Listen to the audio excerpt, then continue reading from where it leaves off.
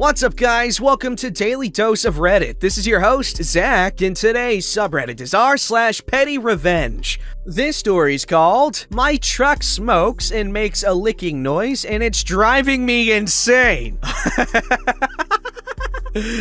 Oh my god. So, your truck's like a perverted old man in like an 80s or 90s movie or something. Oh, that's funny. Okay. Edit. Clicking noise, not licking noise. I promise, no licking was involved in the events described here. I don't know, you seem kind of desperate to convince us. That's sus. I once worked at an auto parts delivery store, and a new guy was hired who was sort of a jerk. He was always playing really mean pranks. Once, he'd fixed a broomstick to the stairs to the basement so I'd trip, and I did. He put dirty grease on my seat in my delivery truck that made my pants nasty for the rest of the day. Everyone complained about him, but I was the only one close to his age, so I guess he felt more comfortable doing the mean pranks to me. One of my older coworkers gave me a couple things to do to get him back. First, I started putting automatic transmission fluid in the carburetor of his delivery truck. Yes, this is back when those were still common. The effect this has is massive amounts of billowing white smoke pouring out of the exhaust pipe until it all burns up. The other employees and manager also learned I was doing this, and they enjoyed the revenge. After a week of this and his daily complaints of a truck that's falling apart, I was given my next prank. Large, heavy-duty cable ties around the drive shaft. Put them in a spot where they'll contact the undercarriage. So for the next week or so after this, that guy keeps complaining about the smoke and the licking noise, sorry, no takesies backsies, caused by the cable ties. I stopped putting the ATF in his carburetor, and after a couple of weeks, the cable ties wore down and broke off, but he was fired shortly after. He was getting complaints from customers because he was terrible at his job as well as being a jerk when he was at the store. I like this story too. Seems like a jerk. Pranks are great, I love pranks, but not when you're being a jerk. Alright, this story's called, "Touch My Station? I'll make sure you never get caffeine again." Hello, Reddit. First time poster to this sub, long time lurker. I'm on mobile typing this, and I've had a few beers, so feel free to roast me in the comments for grammar and such. So I work at a coffee shop 6 mornings a week. My shop is open 7 a.m. to 12:30 p.m., and I leave by 1 p.m. Its location is within another business, and it only takes one person to run it, so that's usually me until I want a day off, then the parent shop will let someone work for me. Anyways, characters. Me is yours truly. Nice employee is nice employee. Arrogant employee is arrogant employee. On to the story. So I have a few regulars who are employees from the business that surrounds me. One morning, nice employee from surrounding business is getting his usual drink and chatting with me as I make it. As we chat, arrogance employee comes up to the counter. Arrogance employee and nice employee start talking when, as a joke, arrogant employee picks up some jars from my tea display as well as the scoops and pretends he's going to throw the tea at nice employee. I look over and tell arrogant employee to put it down and chastise him, saying that now I have to toss the tea and re-sanitize the entire station. He throws back the BS argument that he's had 2 Brovid tests and I haven't, so he's good and how does he know I'm not? I tell him that's not the point, but he dismissed me and walked away. Nice employee gets his drink, apologizes for arrogant employee, and goes back to work. After speaking with my manager, I have the power to ban arrogant employee from the shop if I please, but I decided to take a different route. Now, usually arrogant employee will come to my counter and get a large black strong coffee. After the tea incident, every time he comes for coffee, when I feel he's the most tired, I'll give him decaf instead. This is my own secret petty revenge. No caffeine for you. Don't piss off the one who pours your coffee. Okay, this one I don't 100% agree with because he's paying money. Okay, I know, I'm a stupid person probably, but I don't like this one that much because it just feels dirty. This story's called Don't Take My Cologne. Back in college, one of my roommates was sort of known to borrow things, and they somehow never made it back to the owner. Me and my roommate are, and still are, good friends. But one day, he pushed me too far. I would always let him use my cologne before we would go out because who cares? It's just cologne. But I had one specific cologne that was my favorite, and apparently his and his girlfriend's favorite. So one day I come home and realize my favorite cologne is gone, and I knew there was one culprit. I called him to ask if he took it, and he was honest with me and said yes. He brought it with him while he went to visit his girlfriend's parents about 3 hours away and promised I would have my cologne back. Well, I had experienced this promise enough to know that if I didn't do anything, he would have forgotten the cologne and I would never see or smell it again. So what did I do to make sure? Before I got off the phone with him, I said, okay, but just to make sure I get it back, I'm taking some of your valuables out of your room and holding them hostage. To which he was not happy, but I was shaking with excitement. I then proceeded to take just about everything out of his room. I took his laptop, TV, pillows, hat, shoes, Beats headphones, etc., and took a picture of everything locked in the trunk of my car, so he really got the message that I was serious. Surprisingly, when he got back, he tried to play the "dude, I forgot it, but I promise I'll give it back" routine. Not a chance, buddy. That stuff is staying locked in my car until that cologne is back on my shelf. He claimed he left it at the parents' house 3 hours away, but somehow within 15 minutes, I had my cologne back. I knew that would be his trick, but you can't fool me that easily. And even if it was there, well, I guess he has to hop in the car for 6 hours unless he wants to sleep without pillows, or can't do any homework since I had his laptop. Not my problem. And just to be even more petty, all I did was unlock my car and he had to put all his stuff back, just so I know he got the message loud and clear. Okay, this is probably my favorite PettyRevenge story of all time. Hands down. Okay, not hands down, but like, it's definitely up there. Probably. I mean, definitely. Probably my favorite. Definitely up there.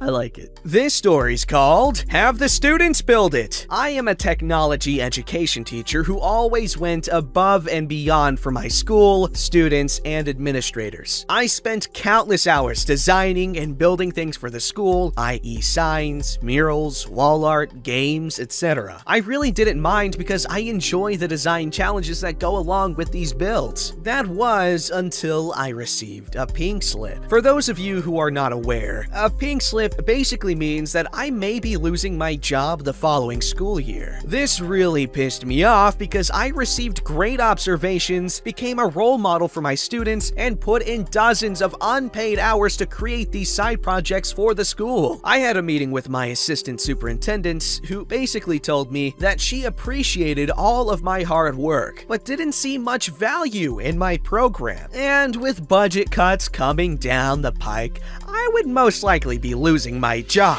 Now, it needs to be mentioned that tech ed is not like the traditional shop classes of the 70s, where students would build birdhouses and ashtrays. My curriculum focused primarily on STEM, which is science, technology, engineering, and math, with heavily involved hands-on applications. I related otherwise dry material to awesome projects that all the students enjoyed. Kids actually liked their schoolwork, and she knew it. It's also worth noting that both the valedictorian and salutatorian were going to Ivy League colleges to pursue STEM degrees. Needless to say, I was beyond livid. The week following the meeting, my principal asked me if I was interested in building some new games for the cafeteria that students could play when they finished eating. Easy table games like mini knock hockey, checkerboards, etc., to alleviate students from getting out of control. I explained that I could not complete the project, and that was that. Until the assistant superintendent caught me in the hallway and told me, "Just have the students build it." So that is exactly what I did.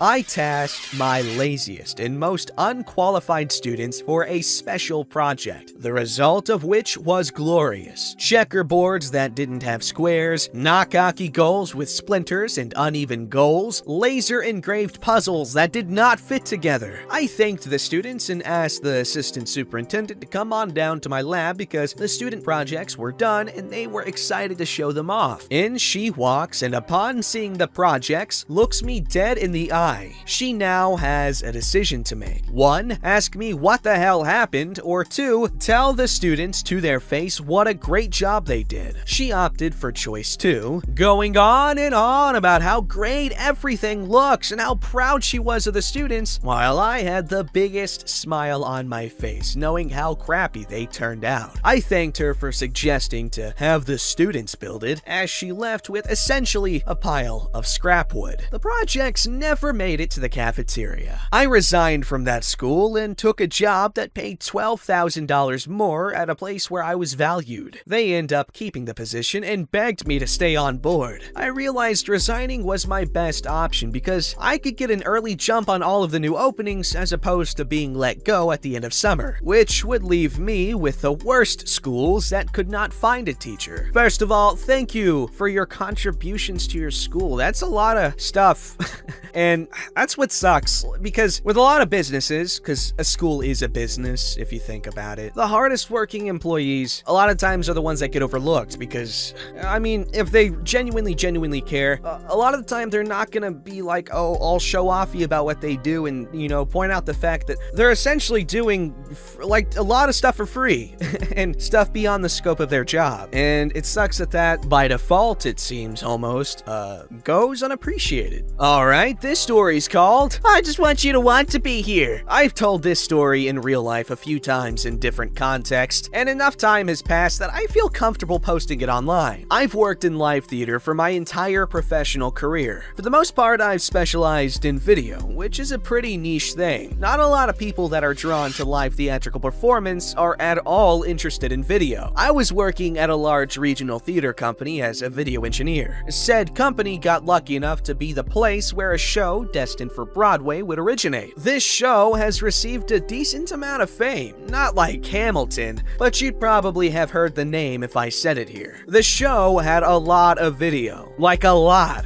Specifically, it had around 30 flat screen TVs that were part of the set. They'd fly up and down, move across the stage, and display all sorts of content. We brought in a Broadway designer and his team of assistants to produce all the content. I worked most closely with the video engineer attached to the project, an NYC-based guy. We'll call him Chad. It was a big show for my team. The scope was completely out of our usual wheelhouse, but we had a lot of talent on our side. All of us put in some insane hours. Me and another person had a couple of over 100-hour weeks during the build and load-in. I, in particular, didn't get a day off for around a month. I think 29 days. It was a big show, and we were all exhausted. Once we were in technical rehearsals, the large part of my job was over. Most of the time, I was expected to be on site in case anything went wrong. In general, I'm totally fine with this. It's part of the job. We got to a Wednesday night, right at the end of that 29-day period. I realized I literally didn't have a clean pair of underwear to wear the next day. I talked to my boss at the theater company, local, and his boss, also local, and they gave me the okay to go home to do my laundry. I'd be back the next day at 8 a.m. I went to let Chad know what the plan was. I explained that I needed to do laundry and that I hadn't had a day off in a month. He sighed, exhibiting extreme annoyance and disappointment, and said, I just want you to want to be here. Well, screw you too, Chad. Seriously, he knew how hard I had been working. He knew how much I had been there. He knew there wasn't anything for me to do that evening. He knew that if there was a technical problem, he was more qualified than I to address it. He knew all of those things and didn't care. That was the moment any ambition I had to work on Broadway died. I had put my heart and soul into that show and had a relationship fall apart as a result. And he wanted me to want to be there? Side note, theater people can be really toxic about this kind of thing. If you aren't there, every waking hour, people will turn their noses up at you. It's the one thing I hate about theater, that there's this cultish sense of a required level of devotion, that if someone treats it as a job and not a calling, they don't deserve to be there, which is bullcrap on many levels. That said, if anyone is in the condition I was in, the hours and the lack of days off, usually they'll be escorted out of the building by their coworkers and have their keys taken away until they get some rest. Theater people can be cultish, but they do care about around one another. Chad's actions were on a whole different level. There was no immediate reprisal. We got through the technical rehearsals and the show opened. Then it closed and moved on to NYC for an off-Broadway run before it got to Broadway and received much critical acclaim. The revenge story comes with the move to off-Broadway. See, I was the person responsible for boxing up all those TVs to send to New York City. This particular model of TV has a big rocker switch on the back, a master power switch. Knowing Chad, I knew that wouldn't be something that he'd check. So I went ahead and flipped them all off, packed up the TVs, and sent them on their way. A friend of mine worked on the production in New York. Apparently, Chad got his crew to hang all the TVs and fly them up into position without checking anything. Apparently, Chad then spent a couple days trying to turn them on with remotes with no network control, even getting on an electric lift and hitting the power button separate from the rocker. Nothing worked. Apparently, when he found out the problem, he was rather frustrated. Apparently, he had been putting in some long days and hadn't had a day off in a while. Well, Chad, I just want you to want to be there. I really like that. Okay, that's some good petty revenge. The definition of it, if I dare say, or I guess like just a freaking dictionary example in a dictionary that has examples, such as the Children's Dictionary by Scholastic, which I'm a fan of. I actually sought that thing out when I was a kid because like I love the pictures. Oh my god, it's so cool. Plus like all the colors and just, it's such a pretty book. Very pleasing to look at. Don't forget to like, subscribe, and hit that bell to never miss an episode.